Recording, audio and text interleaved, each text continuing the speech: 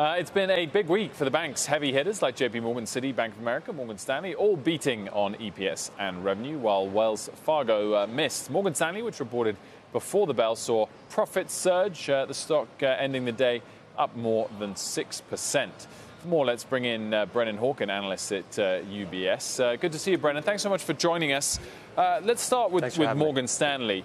How impressed were you by some of these upgrading targets, ROEs, and wealth management margin that led to a large part of those gains today? Yeah, I think that's exactly it. The new targets were everything. The earnings print in the fourth quarter was fine, but once they unveiled those earnings targets, that's really when the stock took off. When you think about it, in 2019, they generated about a 13% return on tangible. Now, their new range for the next 2 years, 13 to 15. So what they just did now is the lower end of the range for what they're targeting. Earnings estimates just need to move up. And it's not crazy that earnings estimates would move up to the rough magnitude of what the stock did today.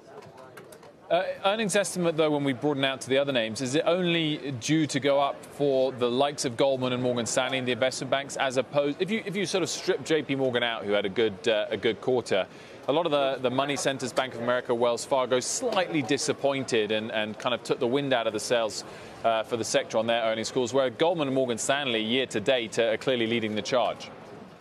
Right, and those were names that came in at a discounted valuation, right? When we look at the valuation across all of those big bulge bracket investment banks, right? JP Morgan's, the Citis, the B of A's, Morgan Stanley, and Goldman and Morgan Stanley are still only at about 10 times earnings, right? Those other names are 11. JP Morgan's at over 13 times earnings. So if you're thinking about where you're going, if you want a catch-up trade, if you want to buy one of these stocks that still have juice, that are still at low valuations, then Morgan Stanley is a great choice. From my perspective, I prefer that over Goldman.